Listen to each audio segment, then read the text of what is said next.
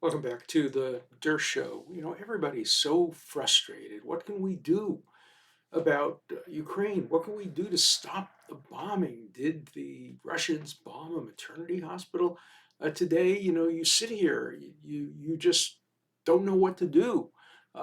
We can't have a knife, no-fly zone. It's too risky with Russians having, I don't know, thousands and thousands of nuclear warheads. We can't allow American pilots to fly jets to give to Ukrainian pilots. We can't even allow Ukrainian pilots to fly from an American airbase in Germany, all too risky. We can continue to engage in what Putin calls economic warfare. There will also be cyber warfare, no doubt about that. Watch your computers, watch your secrets. The Russians are going to be engaging in that kind of warfare, and I'm sure so will we. We know that the Iranians have done that for years. The Israelis have done that. It's a new form of non-lethal warfare, but it can be very serious, as can economic warfare be very serious. So we're all frustrated. None of us knows what to do. There's no magic bullet. I get letters and letters and letters and emails, and you get the extremists on both sides. You get some extremists saying Putin's right. The Ukrainians are bad people. We should just let the Russians destroy them. You get others who are saying the Ukrainians are wonderful. It's like Nazi Germany. We have to go in. We have to, even if we risk war with Russia. We're not going to take either of those extremes, obviously. But the frustration takes some weird and ridiculous forms. Last night, my wife and daughter went to one of their favorite restaurants called the Russian Tea Room. Russian Tea Room's, I don't know, 100 and some odd years old, and it was empty.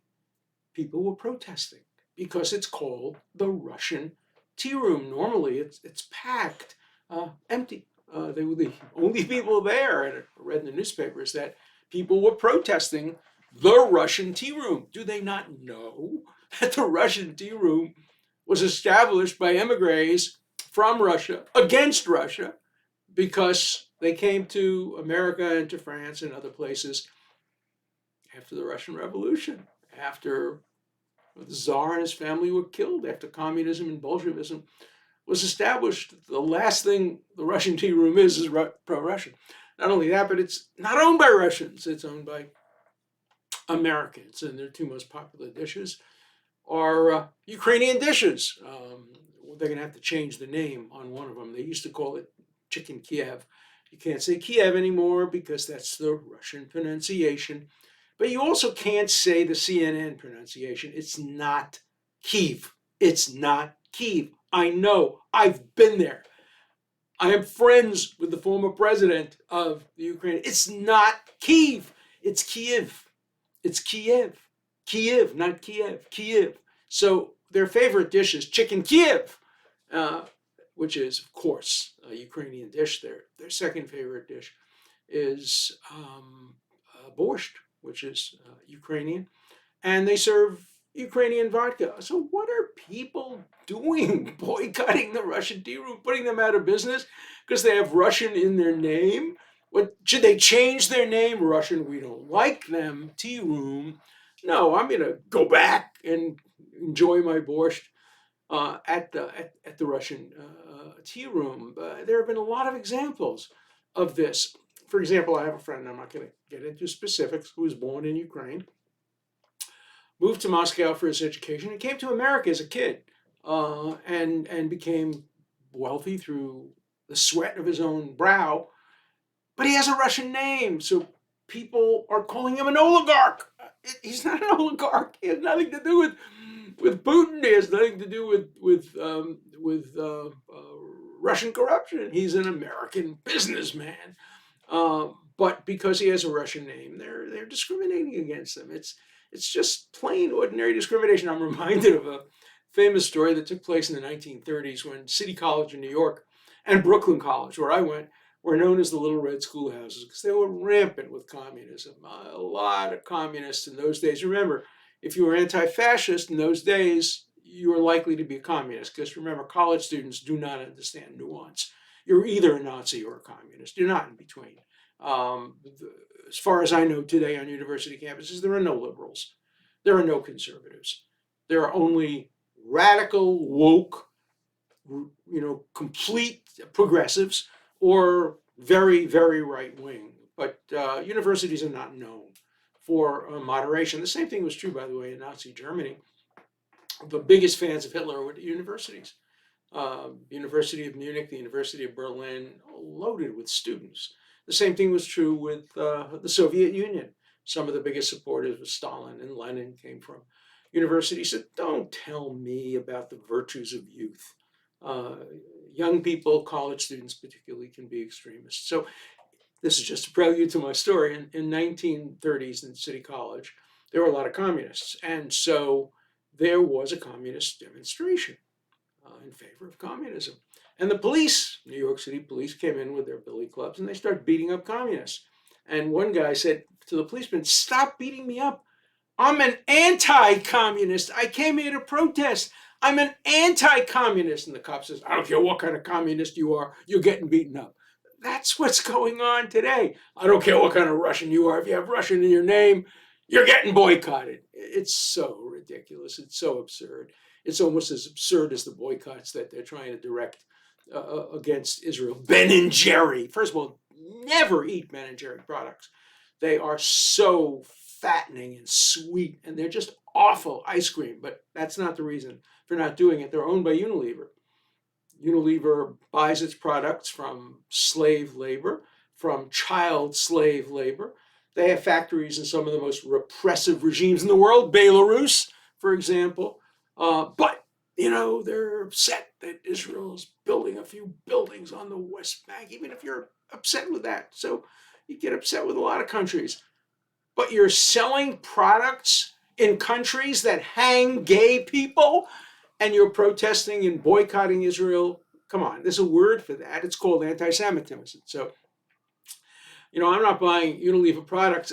I'm an ice cream addict. I try to get low-fat ice cream, but I'm an ice cream addict. So, I never liked Ben and Jerry's, but I liked a number of other products like Breyers. So I figured I'd go to Breyers Ice Cream. Who do you think owns it?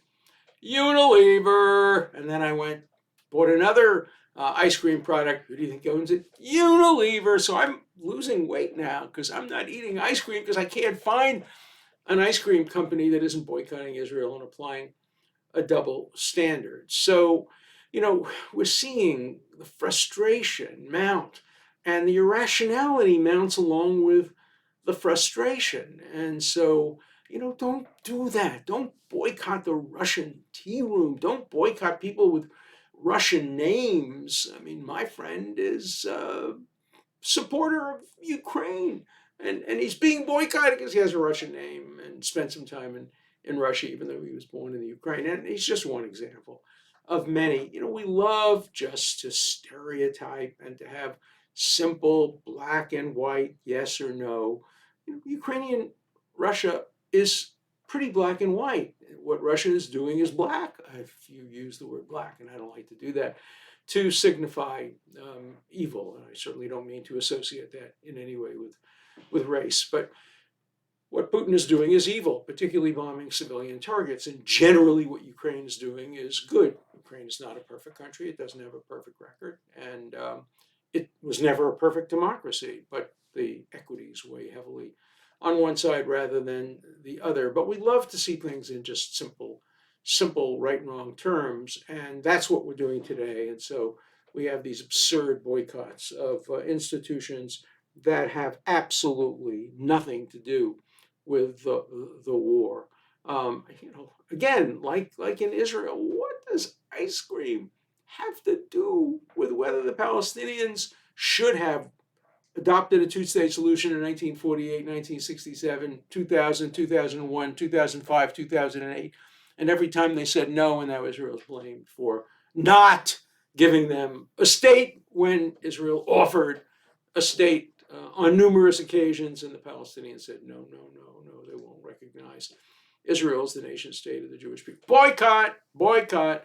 Classes today are being boycotted by students because they don't like what the professors are teaching. I used to tell my students, if you want to have a relaxed hour, you want to smile at the end of the hour, you want all of your views to be confirmed, you want everything to be nice, there's a spa down the block. Go get yourself a spa treatment. If you're in my class, you're going to be miserable because I'm going to challenge every view you hold. There's no such thing as a right answer in my class. Every answer begets another question. You're going to squirm. You're going to be uncomfortable. You're going to say, gee, my mommy and daddy taught me something different. My rabbi, my priest, and my minister taught me something different. My professor in my last class didn't ask that question. Yeah, that's all true. And that's what education's supposed to be about, but we're not getting that. And we're not getting that on television. You turn on television these days in order to confirm your views. You think the election was fair? Go to CNN. They'll tell you the election was fair. You think the election was unfair? Go to Fox. They'll tell you the election was unfair. If you think Trump was a great president, go to Fox. If you think Biden's a great president, go to CNN. But, don't go to any channel that won't confirm your views. You might have cognitive dissonance. You might actually have to think for yourself. Oh my God, think for yourself. That's not allowed in our age of political correctness. The answers are there. There's truth with a capital T and a capital T. And if you have truth, why do you need free speech? Why do you need dissenting views? Why do you need due process? We know anybody accused of sexual misconduct by a woman, of course, is guilty, and the woman is telling the truth. We know that. That's part of our worldview. So why do we need a trial? Why do we need due process? Why do we need dissenting opinions? That's the world we live in. So don't protest the Russian tea room or whatever Russian institution might exist in your town that might have nothing to do with Russia at all. So, what should you do? I'll tell you what I've done, maybe give you some ideas. I just nominated President Zelensky for the Nobel Peace Prize, but I did it in a strange way. The Nobel Peace Prize is normally given out in the fall, and they take nominations now and they go through it, and then they decide who will get the prize. They announce it in the fall and they give it a couple of weeks later. I'm telling them to change their tradition, to give it now, to have an emergency meeting of the Nobel Committee, and to vote unanimously to give the Peace Prize to Zelensky, and to send a message to the world that the whole world, remember, the United States doesn't give the Nobel Peace Prize, NATO doesn't give the Nobel Peace Prize, the Western world doesn't give the Nobel Peace Prize, Europe doesn't give the Nobel Peace Prize. It's a world prize. It's the most distinguished world prize you can get. And you can only get it when you're alive. And if you wait until the fall, Zelensky may not be alive. But if you give him the prize now, it may just make the price a little higher for Putin to order his killing, his assassination. We know what Putin does to his political enemies, and we know that Zelensky himself has said he's the number one target, his family is the number two target. So give him the Nobel Peace Prize now. I think that would be a good idea. So that's one thing I've done. Will it work? I don't know, but it's better than not going to the Russian tea room. What else have I done? I've helped to raise close to $1 million for an organization called United Hatzalah. It's an Israeli-based organization that provides immediate ambulances, ambucycles, bicycle to get to scenes of accidents within 90 seconds. It's an amazing organization. It's the only organization really that I'm on the board of. And I was involved in a fundraiser, and I called some friends of mine, and we raised perhaps now more than, but certainly at that point close to $1 million, sent several plane loads of medical equipment, medical technicians, and doctors to the war zones to give assistance to Ukrainians in need of medical assistance. Is that going to stop the war? No. Is it going to help some Ukrainians who might otherwise not live to survive? Maybe. The Talmud says, he who saves even a single human life, it's as if they saved the world. But it's much better to save more lives than just one life. So United Hatzalah does that. Um, I have contributed to it and have my name and my wife's name and my children's names on ambucycles. And every time one of the ambucycles saves a life, I get a telegram or an email telling me about whose life I saved or my ambucycle saved this. There's no greater thrill than being able to say, wow, my ambucycle helped save a life. And I'm hoping some ambucycles will help save lives in Ukraine as well. But it's not going to get better quickly. I think that Putin's in a corner.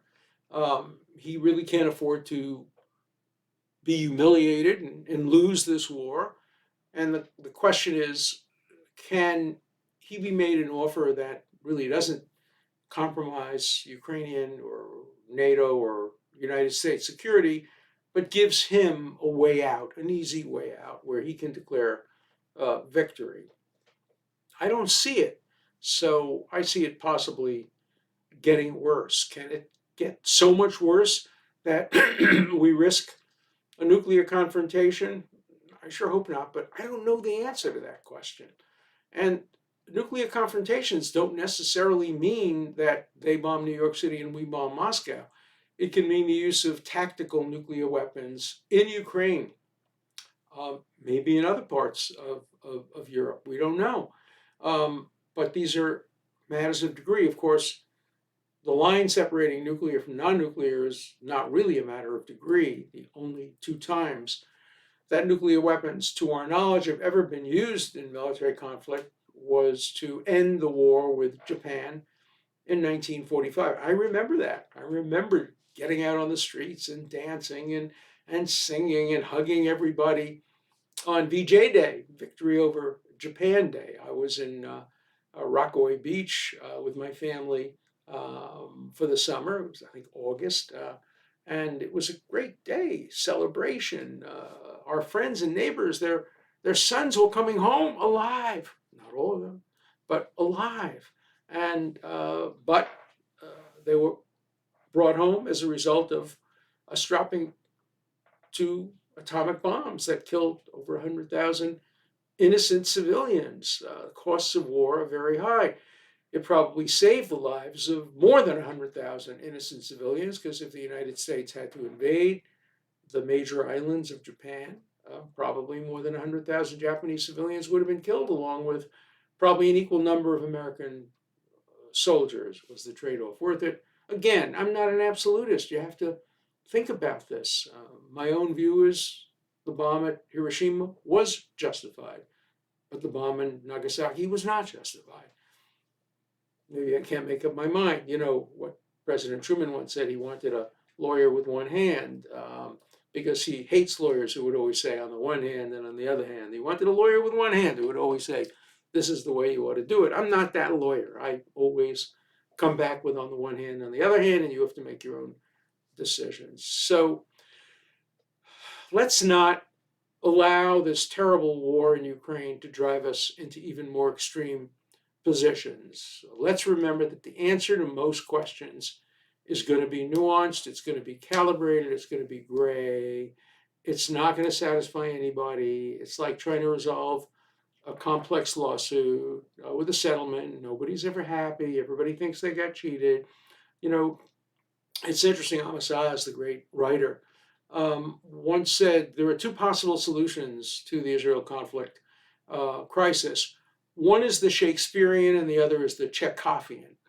He said the Shakespearean solution, every injustice is righted, every wrong is made right, and everybody lies dead at the end of the play. That's Shakespeare. Chekhov, no injustices are cured, cynicism prevails, wrongs remain wrongs, but everybody remains alive at the end of the play to muddle through. And Amos Oz said he's looking for a Chekhovian solution to the Israel-Palestine conflict. I look for a Chekhovian solution to life. I'd love to see a Chekhovian, not a Shakespearean resolution to Ukraine. Look, Shakespeare wrote better plays than Chekhov, but life is not plays. And so I'm a supporter of Chekhovian solutions. So let's turn now to some questions. I got a lot of critical questions, a lot of nasty stuff. I'll read some of them, but I got a lot of positive stuff too. So remember, I was talking in the last couple of days about the election and about whether the election was fair. And so here, your level of ignorance about vote fraud in 2020 election is outstanding. You must watch and read the mainstream media and nothing else to get that result. There is no way you could be so badly informed unless you only take in news from these liars. Well, let me tell you, I'm involved in several lawsuits around the 2020 election. As you probably know, I'm representing my pillow, Mike Lindell, lawsuits. I know a great deal. I know a lot about the 2020 election. And as I've said before, the result was correct, both by popular vote and by electoral vote. President Biden won the election. Pennsylvania was unfair. The Supreme Court probably should have granted review and rescinded the electoral count from Pennsylvania, but that would not have changed the election. You don't like this. It's a nuanced resolution, but it's the truth. And I'm going to be going after the truth no matter what. And you're going to be writing nasty comments to me, and that's okay. Next one related to that. You're a coward, Dershowitz. Trump was right over and over again, and you still lack the balls to say it. You know, I'm accused of a lot of things, but rarely of that. The election was rotten to the core. You can look at the evidence just like anyone else. You're just too scared. Someone will come after you. But then another response. Alan Dershowitz is one of the bravest men in America. So I'm scared, I'm chicken, I'm brave. Hey, you get your views. And then we appreciate your neutral principles, Dersh. Even if we disagree on a few things, you're very alone on the left in this regard. Mr. Dershowitz, I expect you've been blackballed already by the mainstream media. I have been. Too famous to be completely canceled, but they can't have a man of your stature saying this to a liberal audience. And then finally, just admit it. You're a member of the 65 Project. I spent the whole show berating the 65 Project, attacking it, volunteering to be a lawyer against them. But this guy, William Hodges, admit it, you're a member of the 65 Project. Either that or you're a shill. To apply your own idiotic logic, you should be stricken of all your constitutional rights for your ideological position. See how easy such stupidity works against you. And then finally, you are much too slow to be an attorney. Too slow. I've always been attacked for talking too fast, but for this guy, it's William Hodges again, I'm sorry. Much too slow to be an attorney. The irony of your statement is lost on you, yet your hypocrisy remains firmly established. But then there are answers to that. Destroying lawyer careers because of their briefs was wrong in the 1950s, it was wrong in the 1960s. Destroying lawyer careers because of the beliefs is wrong now. John Adams, Abraham Lincoln, and Clarence Darrow would be proud of your position. Well, I hope so. I think that's probably right. But I'm a coward and I'm brave. We get conflicting views on these issues. Okay, so relating to that, there were two questions about Rudy Giuliani. Do you agree with the suspension of Rudy Giuliani's law license in New York? And then there's a follow-up to that. Good question. I'd like to know the answer too. Rudy was the best mayor of New York in my lifetime by a long shot, and as an attorney had an excellent reputation to the best of my knowledge. He's also a patriot, a man I admire greatly. The suspension, I believe, was vastly more a political move than a safeguard to protect the public from an unethical lawyer. The bar was weaponized. So let me tell you a little bit about Rudy. I met Rudy, I think in 1969 or 70. I was a defense lawyer. Rudy was a very young assistant U.S. attorney, and we came up against each other. We argued a case against each other. And the first one I won. He lost. He wouldn't talk to me. He didn't like losing.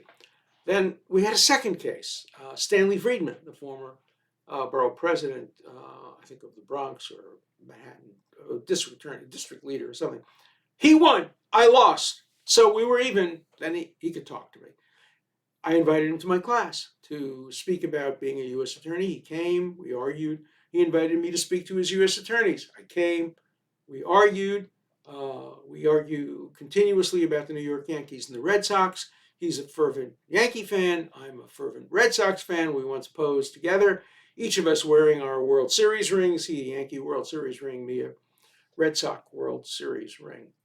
Do I think it was appropriate to suspend him without a hearing? Absolutely not. And I've written about it, and I have spoken about it, and I will continue to write about it and speak about it. You cannot suspend a lawyer without due process. He didn't have due process. He didn't have a hearing. The bar committee and the courts just ran roughshod over him. Whether it was because of his political views or whatever, I don't think he did anything, to my mind, that was in violation of the rules of professional responsibility. But if the bar thinks he did, give him a hearing. Don't suspend him. That's Alice in Wonderland justice. Execution first, trial thereafter. And that's what the bar did. So I'm very much opposed to that. And I hope, whether you're a liberal or conservative, whether you agree with Giuliani was a good mayor, I think he was a good mayor, whether you think he did the right thing, I disagree with a number of the lawsuits he brought challenging the 2020 election. As you know, my views on that are different from his, but you don't suspend him. Certainly you don't suspend him without a hearing. And then the typical stuff you get. All I can say is if you voted for Biden, like you just said you did, you were part of the problem.